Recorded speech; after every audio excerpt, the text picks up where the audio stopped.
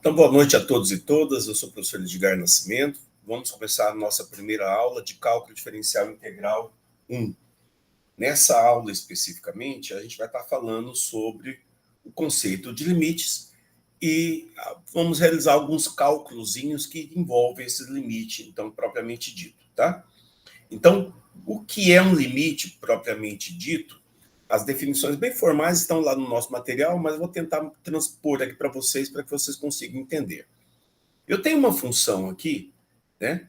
E essa função, no caso ali, é x² menos 1, e ela, no caso, graficamente, seria uma parábola de concavidade voltada para cima. Então, vamos supor que essa aqui seja minha função f de x igual a x² menos 1. Então, graficamente, o que eu quero saber é o seguinte: o que é que está acontecendo com essa função quando o meu valor de x está tendendo a 3? Então, olha, vamos pensar o seguinte: aqui eu tenho o eixo x, aqui eu tenho o eixo y, e eu quero saber o seguinte, olha, aqui está meu valor de x igual a 1, valor de x igual a 2, aqui está meu valor de x igual a 3. O que eu quero saber é exatamente aqui quando x está próximo do 3. Eu vou deixar uma bolinha aberta aqui, porque eu não estou preocupado exatamente com o resultado dessa função quando o meu valor de x é 3.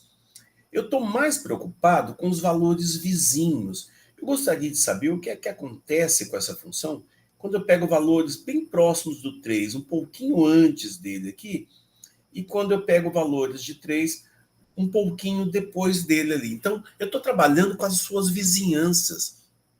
Então, quando eu trabalho com essas vizinhanças, eu digo que eu estou trabalhando com os limites dessa minha função. E aí, a partir do momento que eu analiso esses valores aqui que estão antes do 3, vamos supor que o resultado deles dê aqui, ó, né? Que eu vou chamá-lo de L1. E os valores após o 3, e os valores deles me dão aqui, ó, que eu vou chamar de L2. Se eu conseguir identificar que esses valores aqui estão próximos um do outro, ou que são exatamente os mesmos, eu posso dizer que esse valor é o limite da minha função propriamente dita, tá? Então, eu vou mostrar algumas técnicas para vocês, algumas delas vão ser técnicas diretas, que eu não preciso fazer grandes cálculos. Outras técnicas vão ser técnicas que a gente vai ter que fazer o uso de alguma matemática um pouquinho mais avançada. Nesse caso aqui, o primeiro limite que eu tenho é limite de x² menos 1 com x tendendo a 3. Essa função é uma função de segundo grau, né? Então eu consigo identificar aqui que essa função é uma função de segundo grau. Basta pegar no lugar do x e substituir o 3. Então eu teria que ter aqui 3 elevado ao quadrado menos 1, né?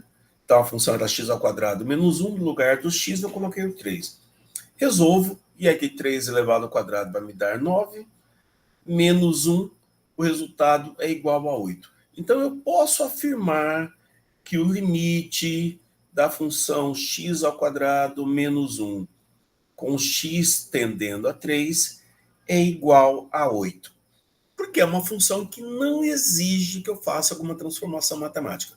Então, essa é a regra geral. Peguei um limite, vou lá e identifico se a função é uma função simples, se é uma função que pode ser substituído ali a tendência, nesse caso aqui ele está tendendo a 3. Se pode, eu faço a substituição direto e o resultado que eu encontrar vai ser o meu limite da minha função, tá? Vamos ver mais um outro caso, ó. Então, nesse caso aqui, eu tenho limite, a minha função é 4x menos 7, com x tendendo a menos 1. Também identifico aqui que essa função aqui é uma função de primeiro grau, uma função simples, que não exige grandes transformações, então eu vou fazer a substituição. Então, eu vou ter ali 4 vezes o valor de x, que nesse caso vai ser o menos 1, eu estou vendo aqui que x está tendendo a menos 1, isto menos 7. Então, 4 vezes menos 1 vai dar menos 4, menos 7, o resultado é igual a menos 11. Então, eu posso afirmar que o limite de x tendendo a menos 1 da função 4x menos 7 é igual ao valor menos 11, tá? parece bastante simples, né? Está bem legal aí, não tem grandes complicações para a gente poder estar resolvendo os limites em si, né? Boa noite, Bruno. Boa noite. Eu estou já resolvendo aqui já algumas coisinhas, estou gravando, depois a gente volta para vocês verem a gravação, tá bom? Ok. Então eu estou mostrando, Bruno, aqui, como é que a gente resolve um limite de uma função especificamente quando não tem grandes complicações. Uma função de primeiro grau, uma função de segundo grau, uma função que eu possa substituir o valor da variável naquele limite e consigo encontrar o resultado automaticamente. É o que está acontecendo aqui, ó. Eu tenho aqui o limite e a minha função é raiz quadrada de x menos 5. Então eu fico pensando assim, quando é que essa função não existiria? Essa função não existiria somente em uma única condição. Você sabe me dizer qual que é essa condição, Bruno?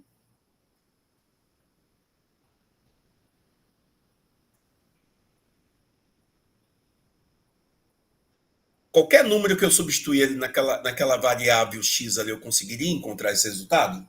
Essa é a pergunta que eu estou fazendo, né?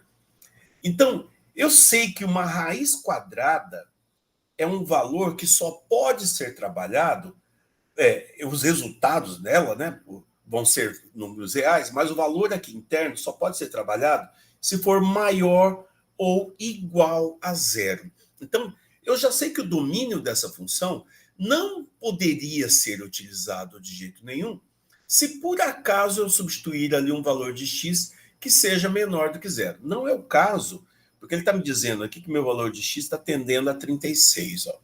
Então eu posso substituir. Então eu teria aqui, ó, raiz quadrada de x, que vai ser o 36, isto menos 5. Raiz quadrada de 36, nós sabemos que toda raiz me dá um valor positivo, me dá um valor negativo. Nós vamos estar adotando o valor positivo aqui para poder encontrar o resultado, tá? Então, raiz quadrada de 36 é igual a 6, menos o valor 5, então o resultado é igual a 1.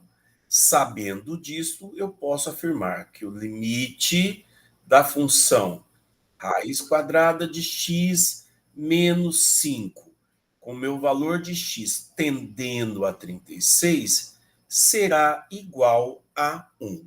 Ok? Tudo bem? Boa noite, Jéssica.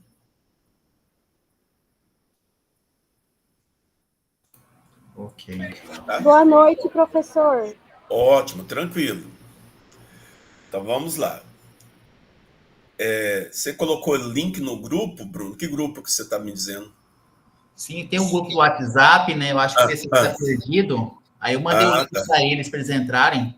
Tá. Mas o link está lá na sala de aula também, no Moodle, tá? Então tá bom. Vamos continuar, então. Então, olha só o nosso próximo limite que a gente teria que resolver aqui, ó. Limite de uma função em forma de fração. Olha só. A função que eu tenho ali é x ao quadrado menos 1, dividido por x menos 1, com x tendendo a 1. Será que eu consigo calcular esse limite da forma simples que eu estava calculando? Vamos testar? Então, se eu substituir, o que é que eu encontraria? No lugar do x, eu vou colocar 1. Então, eu tenho ali, ó, x ao quadrado menos 1. Então, vai ficar 1 ao quadrado menos 1, dividido por x menos 1, ou seja, 1 menos 1. Né? 1 ao quadrado é 1, menos 1 vai me dar 0. No denominador, eu tenho 1 menos 1, que vai me dar 0. E o resultado que eu encontro é 0 dividido por 0. Alguém arrisca me dizer quanto que dá 0 dividido por 0? Boa noite, Sara, Rogério, Jéssica, Marita. O que vocês acham que poderia dar o resultado de 0 dividido por 0? Não seria o próprio zero, professor? Uma indeterminação, né? Uma indeterminação. Muito bem, Bruno. O que significa indeterminação? Uma indeterminação significa que esse resultado pode ser qualquer número, tá?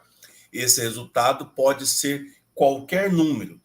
Quando eu falo que eu tenho 0 dividido por 0, vamos supor que esse resultado seja igual a y. Só para vocês tentarem entender por que é indeterminação. Tá? Então, 0 dividido por 0, eu não sei qual é o resultado, estou dizendo que esse resultado é igual a y. Se ele é y, esse 0 que está dividindo aqui, ele poderia passar lá para o segundo membro multiplicando. E aí você passaria a ter 0 igual a y vezes 0. Aí vem a pergunta. Que número vezes 0 me dá 0? Hein, meninos e meninas? Que número vezes 0 me dá 0? Sabem me responder? Qualquer um. Qualquer um. Qualquer um. Muito bem, Bruno. Qualquer um. Não pode ser qualquer número positivo, qualquer número negativo, em forma de fração, em forma de raiz. Qualquer número multiplicado por 0 me dá 0. Então, é aí que nasce o conceito de indeterminação. Aí vocês vão falar assim, professor, bom, a função não tem imagem, né? Até então, a gente estava resolvendo limites ali que a função apresentava imagens. Se a função não tem imagem, quer dizer que não existe o limite? Existe sim, e eu vou mostrar para vocês como é que eu conseguiria encontrar esse limite. Para encontrar esse limite, eu vou utilizar algumas regras de fatoração, algumas regras que vocês já viram lá em Fundamentos da Matemática, né? Em Matemática 1, Matemática 2, não sei qual foi a disciplina que vocês viram, fatoração. Eu consigo escrever aquela função ali de uma forma diferente, ó.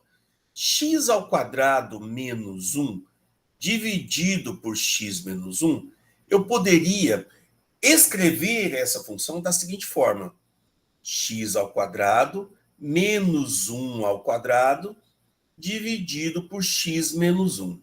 E quando eu faço isto, eu observo que o numerador ele fica no formato de a ao quadrado menos b ao quadrado, que é uma regra de fatoração chamada da soma pelo produto da diferença de dois termos.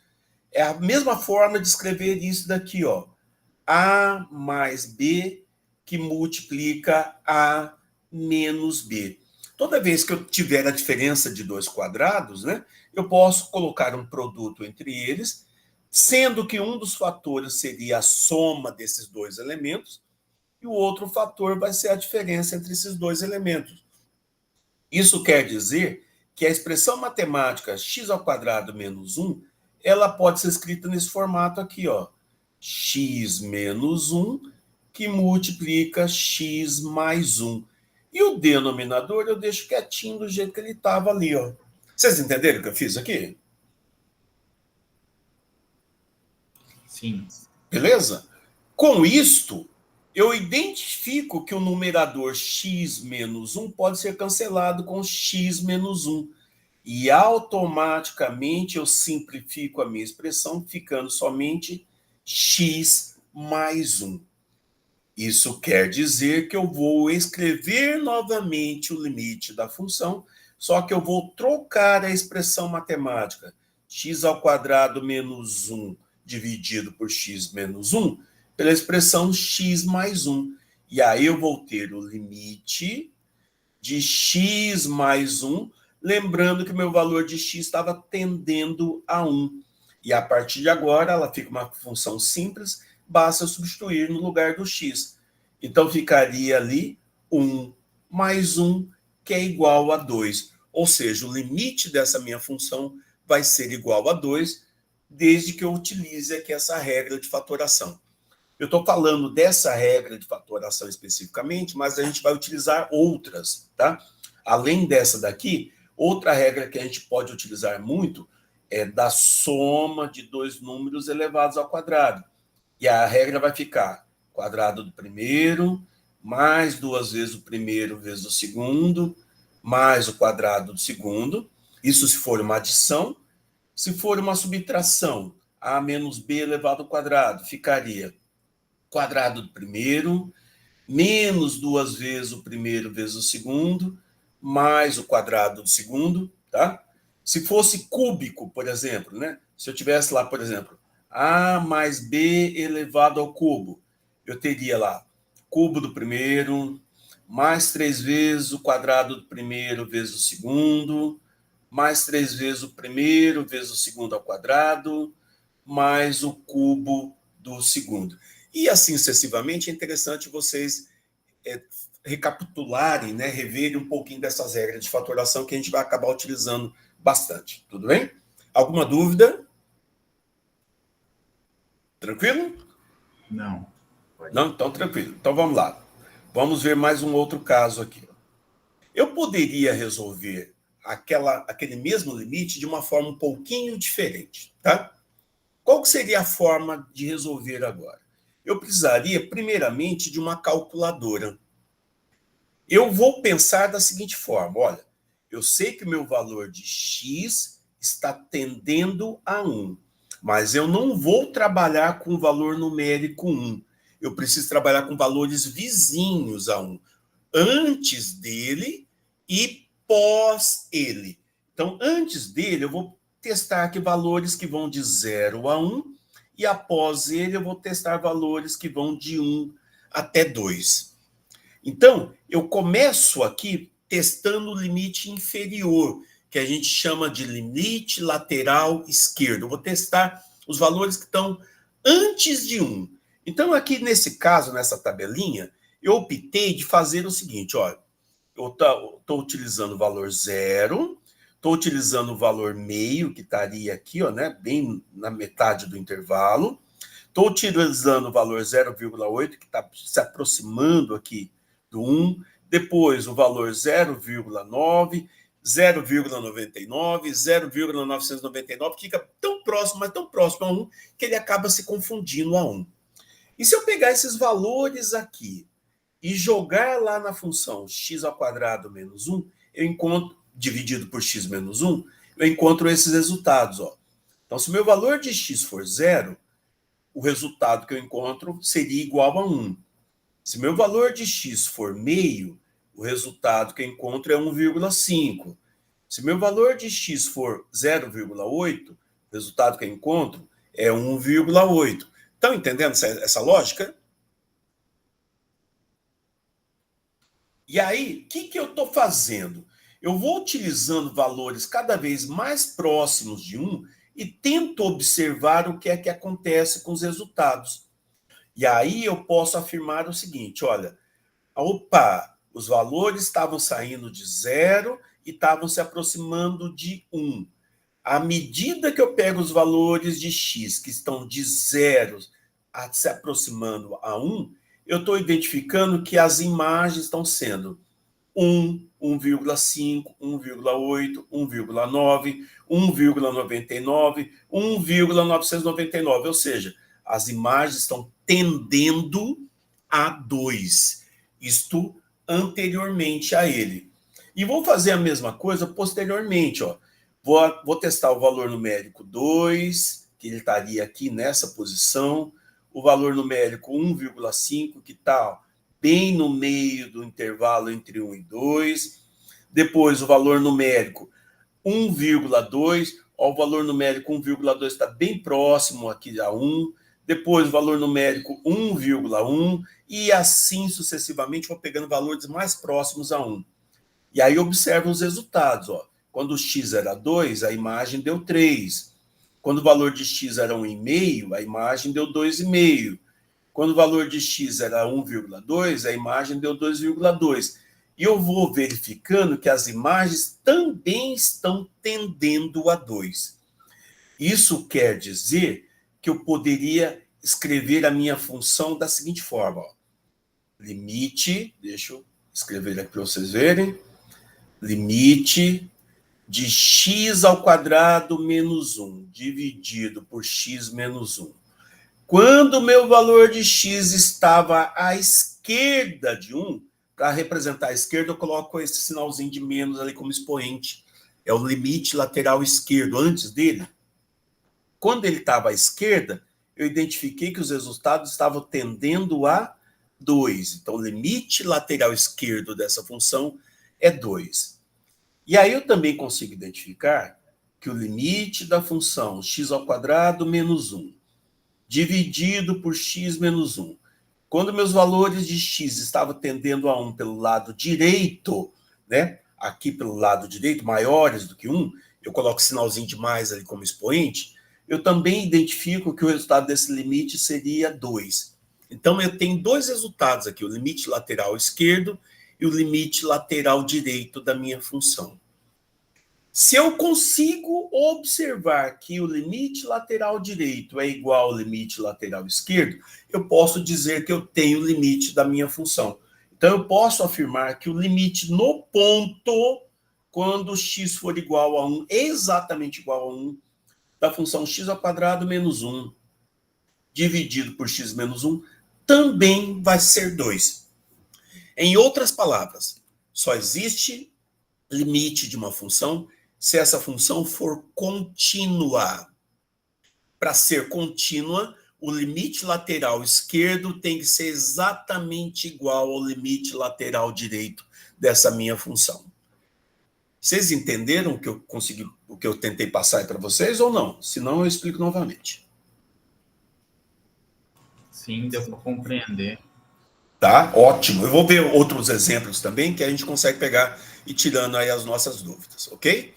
Então, essa é uma outra forma de eu conseguir encontrar o resultado do limite, né? Fazendo os limites laterais esquerdo e direito. Limite lateral esquerdo, eu trabalho com vizinhanças menores do que o número que eu estou tentando. E o limite lateral direito, eu trabalho com vizinhanças maiores do número que eu estou tentando. Ó, olha só esse caso aqui especificamente. Será que eu precisaria utilizar aqui os limites laterais esquerdo ou direito? O que vocês acham? Ó, é 8 dividido por x mais 5, sabendo que o meu valor de x está tendendo a 4. Eu não preciso nesse caso. Por que eu não preciso? Porque não vai dar uma indeterminação. O exemplo anterior, eu tinha encontrado uma indeterminação. Eu tinha encontrado lá o resultado 0 dividido por 0. E aí eu sabia que existia um resultado, mas não sabia qual resultado era.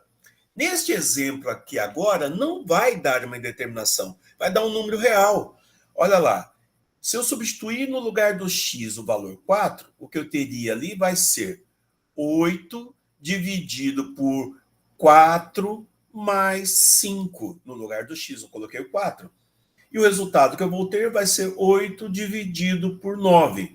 Quer dizer que o limite com x tendendo a 4 da função 8 dividido por x mais 5 vai ser a fração 8 nonos. E eu não precisei fazer o cálculo do limite lateral direito nem do limite lateral esquerdo.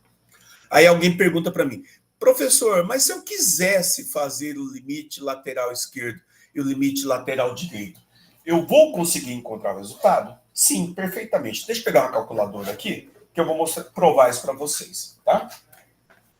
Ó, então, o resultado que nós temos é o resultado 8 nonos. Para quem não sabe, isso daqui vai dar uma dízima, né? Vai dar 0,88888. Então, guardem esse número na memória, tá bom? Eu vou fazer, então, os limites laterais só para provar para vocês que é possível também. Então, vou apagar aqui e vamos montar uma tabelinha para tentar identificar isso.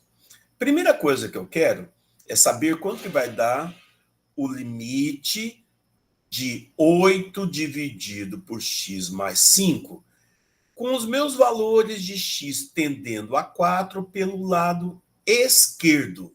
Então, eu vou pegar valores menores do que 4. Então, vou montar uma tabelinha aqui para vocês analisarem o que é que eu vou fazer. Então, meus valores de x e saber qual é o resultado que eu encontraria ali, que eu vou chamar aqui de limite para tentar entender o que é que acontece. Vou pegar primeiro o valor 3. Que resultado eu teria se meu valor de x fosse 3?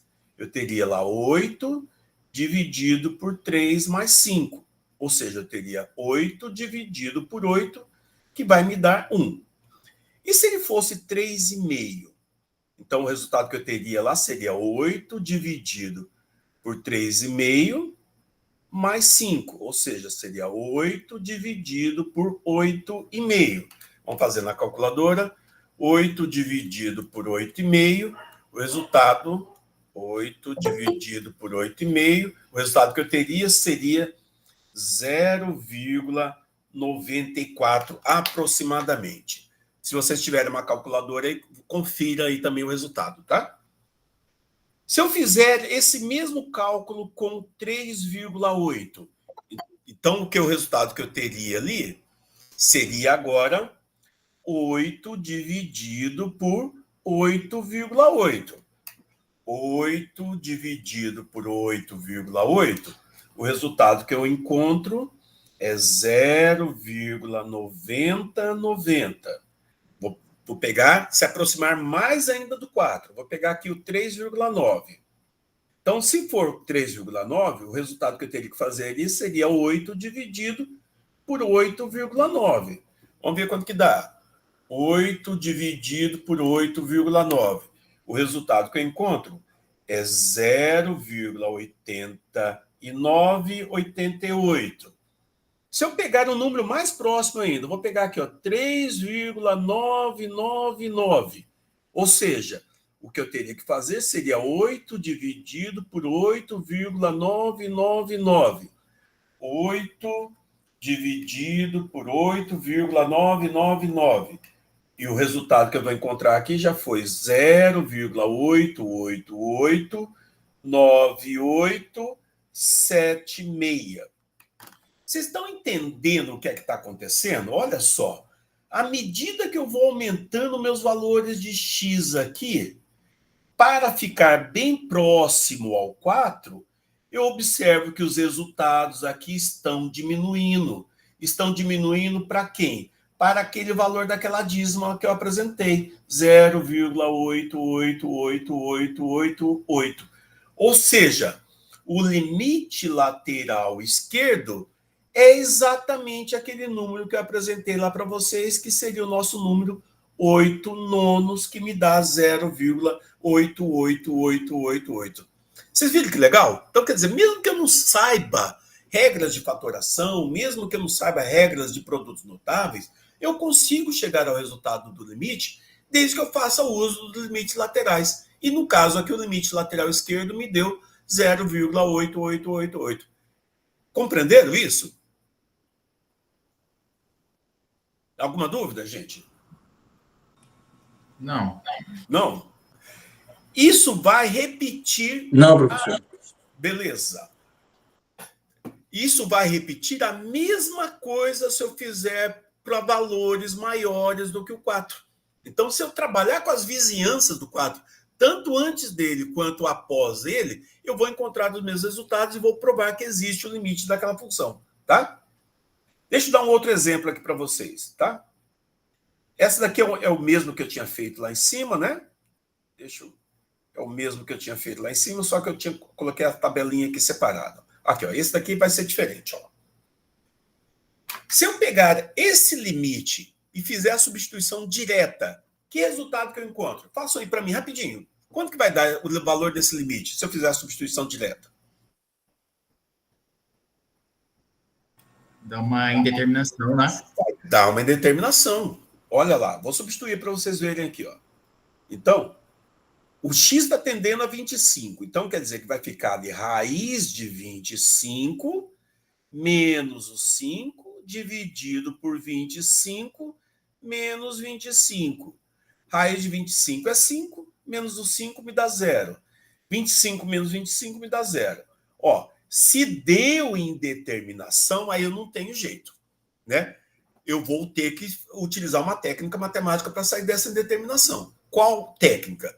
Ou utilizar um produto notável, ou utilizar uma fatoração, ou trabalhar com os limites laterais esquerdo e direito. Eu acho mais fácil trabalhar com operações algébricas. Nesse caso aqui seria mais interessante fazer uma fatoração ou trabalhar com produto notável, tá? Por quê? Porque eu consigo ganhar tempo, ganhar velocidade, mas nada impede de eu estar fazendo o uso lá da tabelinha, né?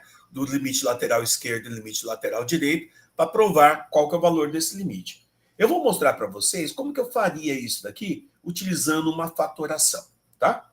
Ó, então eu tenho a expressão matemática, que é raiz de x menos 5 dividido por x menos 25. O que eu vou fazer com essa expressão matemática aqui?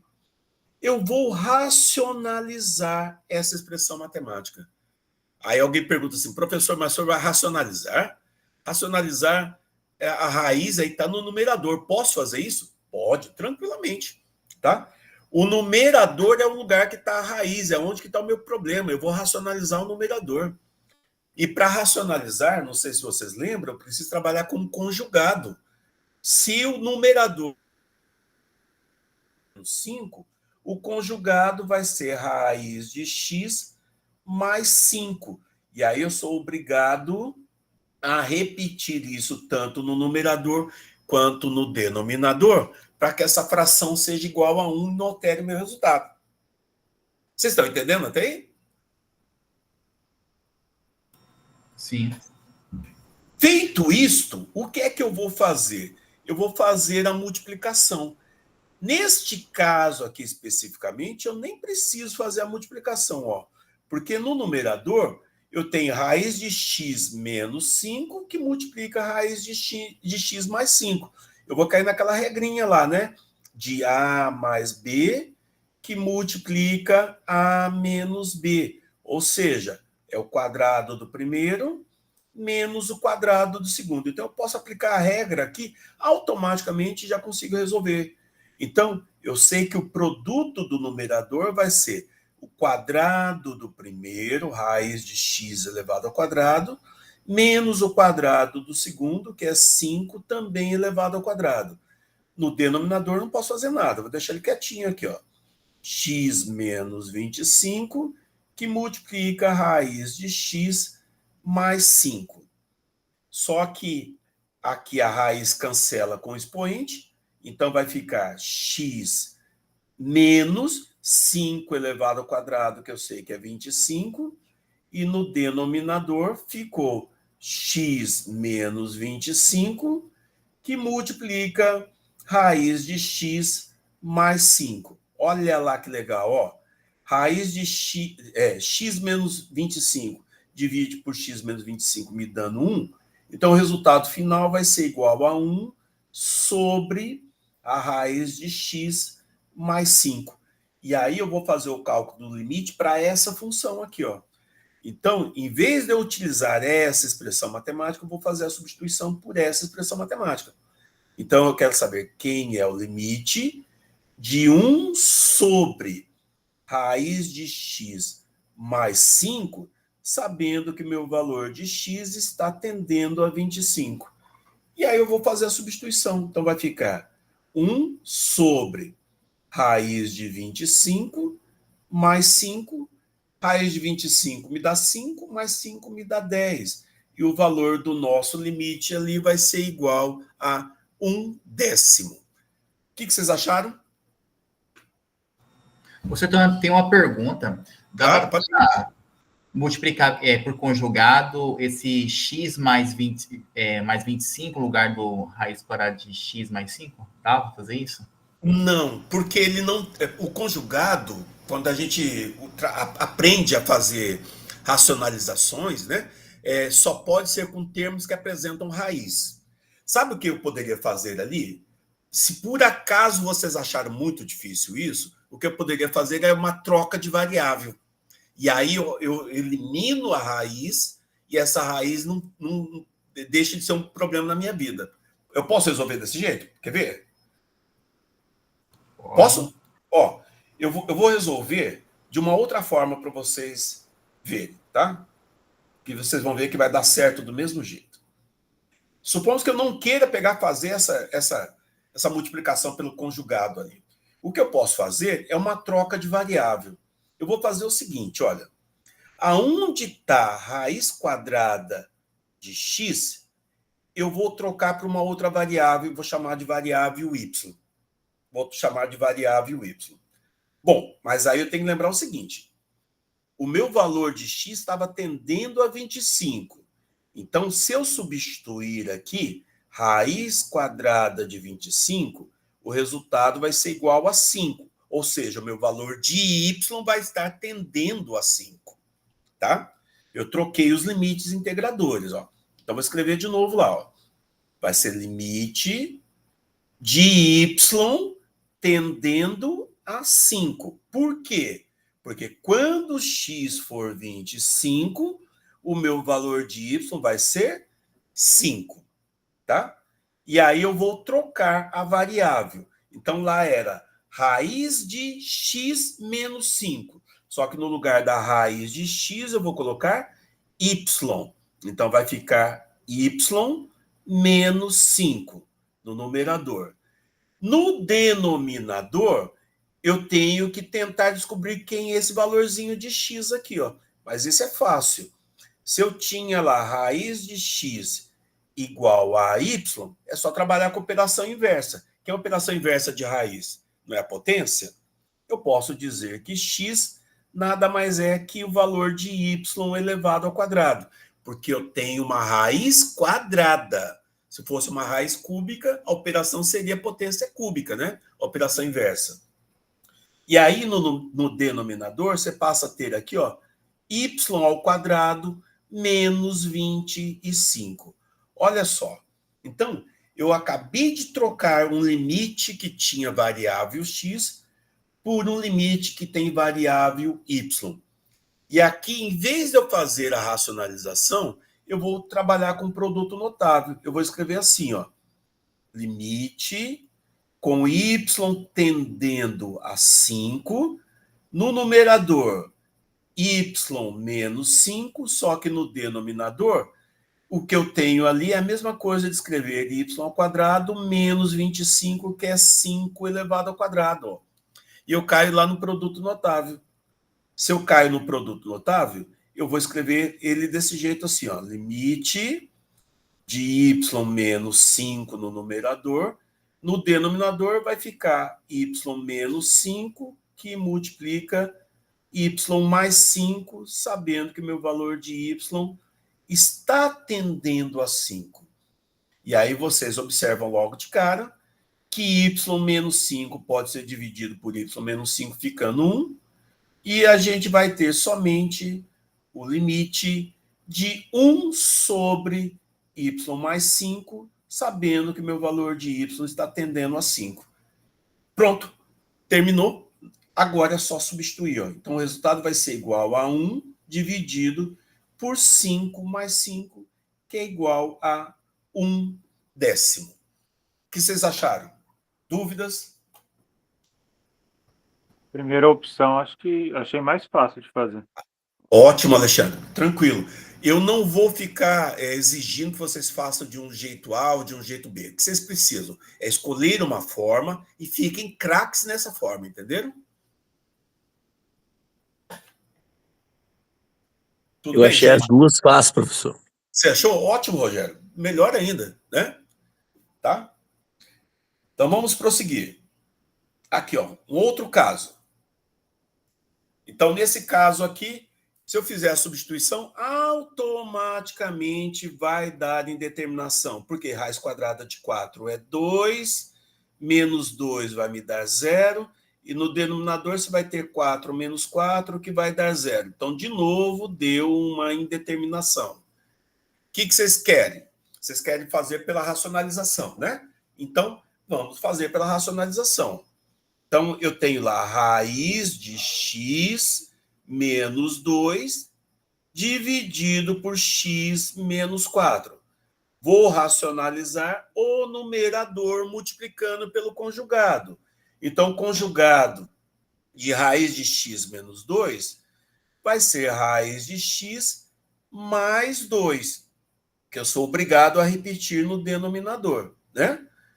Feito isto, o numerador aqui vai ser o quadrado do primeiro termo, que é o x, menos o quadrado do segundo termo, que é o 4. O denominador a gente só repete, né? Ó, x menos 4, que multiplica a raiz de x mais 2.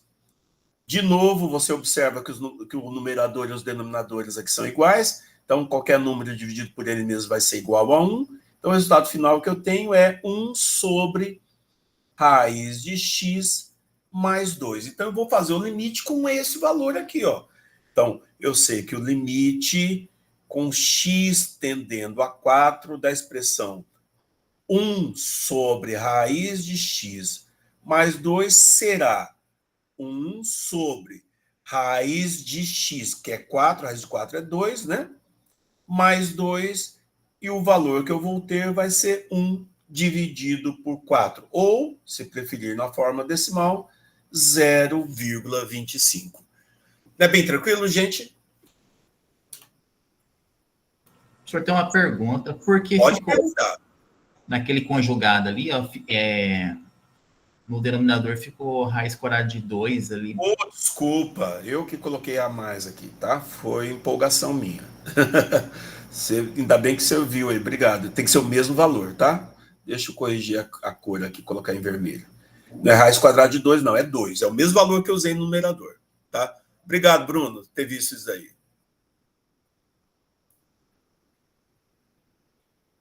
E então, mais alguma dúvida, meninos, meninas? Não? Não? A Então, tá. dúvida que se é só pra gente aprender, né, professor? Que o negócio pesado vem depois, né? Vamos fazer uma listinha, né? Aí na listinha a gente já começa a ficar bastante craque nisso daqui. Tá? Professor, por uma dúvida, de onde saiu essa raiz de 4? A raiz de 4 tá aqui, ó. É.